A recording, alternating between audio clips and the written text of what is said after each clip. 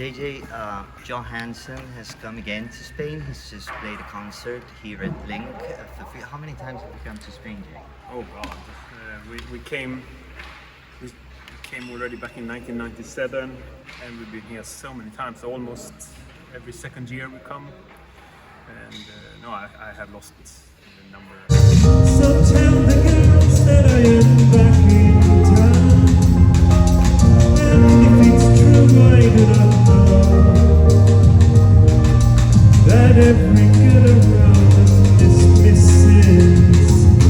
I'm deciding to go. Jay, as a crooner, you've introduced loads of innovation in what a crooner is. If you think of Julio Iglesias or Frank Sinatra, you've created a revolution, like an avant-garde thing.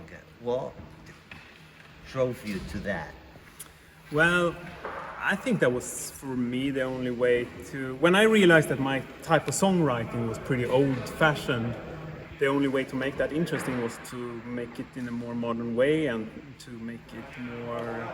And to arrange it in a more way that we felt was interesting instead of doing it in a traditional way.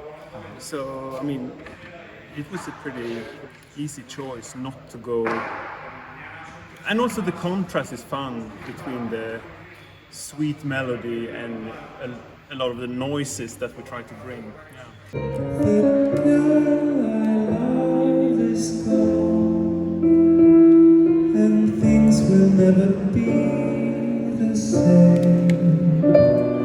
The emptiness inside grows stronger every night. And where are you to ease my pain?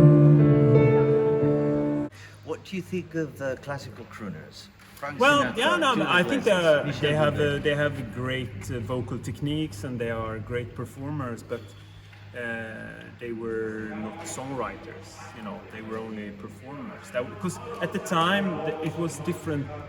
That was a different job. Then, I mean, it was always separated. The songwriter, the lyric writer, and then the performer. It was different, seen as different jobs at the time. That's why the singer-songwriter became a whole genre in the 60s, because it was the same person who actually wrote the song who is performing it. But at the time with the crooners, they were, you know, and so I see myself much more as a songwriter than a performer. And but yeah, it's great if they compare me to these guys when it comes to the voice, because their vocal technique was so amazing. I still hesitate, even though I can't wait to hear your whispering words.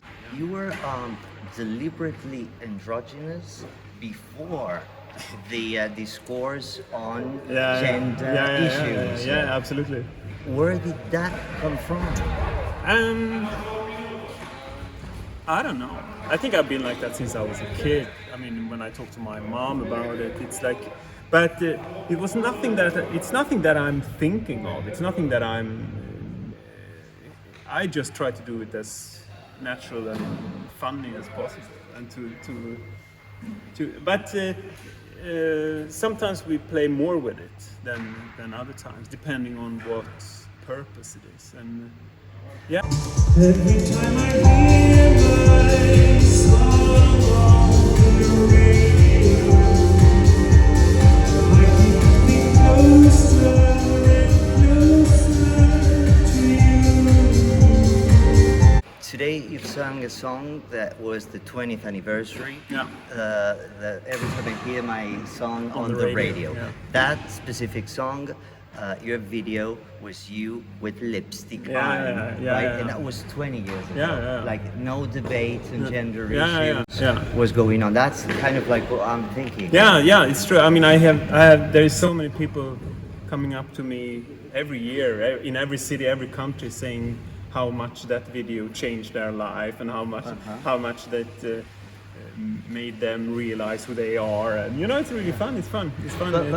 But for you, it was just a matter of image, because the songs are still sung at women, right? The girl I know is gone. Sure. Tell the girls I'm back in Yeah. town.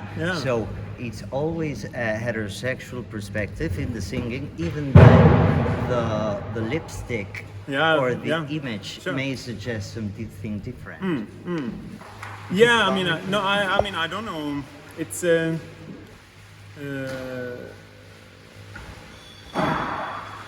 mean, we can go back to the whole new romantic era with guys like Brian Eno, David Sylvian, David Bowie, of course. I mean, they were Yeah. also, you know,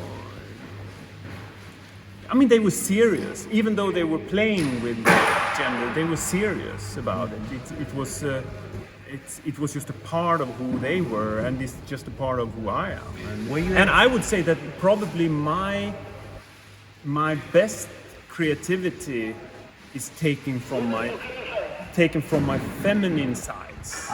I mean, I think that the masculine part of me is probably a better producer, arranger, working in the studio, but the feminine part of me is probably the much better creator and writer. And so, I mean, and I've always been, let's say, using it, and I've been digging deeper and developing it, and you know, I have never been afraid of that part of me.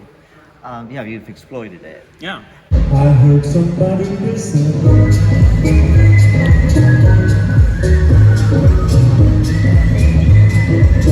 I had to stop and listen. Have you ever been approached by any LGBT group to Absolutely. be used as a banner?